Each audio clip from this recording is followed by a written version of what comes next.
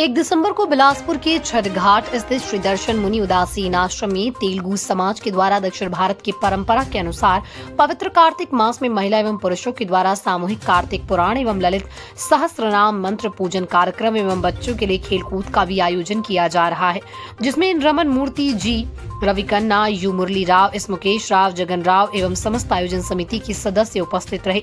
आपको बता दें कि सनातन हिंदू धर्म वेद पुराण के अनुसार कार्तिक मास में भगवान शिव पार्वती के प्रांगण एवं आंवला वृक्ष के छांव में भोजन ग्रहण करना अति शुभ माना जाता है। इसलिए तेलुगु समाज के प्रत्येक परिवार का सदस्य इस शुभ अवसर का आनंद एवं ईश्वर का आशीर्वाद प्राप्त करने आते हैं। ऐसी मान्यता है कि मां ललिता की पूजा आराधना करने से भक्तों को सुख समृद्धि व मोक्ष की प्राप्ति होती है।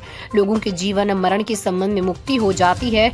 मुक्त चेतना जिसमें कोई राग देश नहीं, जो आप में स्थित है, वो स्वतः ही उल्लासपूर्ण उत्साह से भरी होती है। ये मीटिंग किस लिए रखा हुआ है, क्या कार्यक्रम है, बताएंगे? ये एक्चुअली मीटिंग नहीं है, हमारे तेलुगु समाज की ओर से हमारी जो साउथ इंडियन परंपरा है, पवित्र कार्तिक मास में जो आयोजन होता है कि एक पवित्र मास में हम लोग ऐसा दक्षिण भारत के लोग पूरी तरह से प्योर वेजिटेरियन होता है, बिना लहसुन प्याज के भोजन हर घर में बनता है। और दक्षिण भारत की परंपरा अनुसार, हमारे हिंदू सनातन धर्म के परंपरा अनुसार दक्षिण भारतीय लोग इस कार्तिक मास को बहुत पवित्र मानते हुए एक वन भोजन के रूप में हम सब मिलकर एकत्र होकर तेलुगु समाज के समस्त गणमान्य लोग आकर आंवला पेड़ के नीचे और भगवान शिव पार्वती के प्रांगण में भोजन करने की ये प्रथा चली आ रही है कई सदियों से। बट आज के डेट में यंग जनरेशन जो है हमारे धार्मिक कार्यक्रमों से वंचित होते जा रहे हैं। उस नए जनरेशन को इसमें जागृत करने के लिए और इस परंपरा को हमेशा निभाने के लिए नए तरीके से इस परंपरा को हम शुरुआत किए हैं। हमारी पूरी टीम तेलुगु समाज के समस्त गणमान्य लोगों के सहयोग से हो रहा है।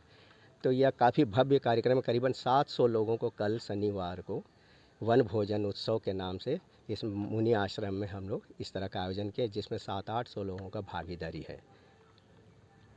आपका नाम बताएंगे? जी, मैं बी वेणुगोपाल राव तेलुगु समाज का एक सदस्य हूँ। बताएंगे कार्यक्रम के बारे में?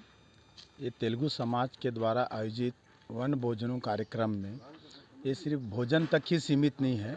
इसमें अपन तेलुगु समाज के जितने भी महिलाएं एकत्रित होंगे, उसमें अपन ललिता शास्त्रम का एक पाठ होगा करीबन 1 घंटे का।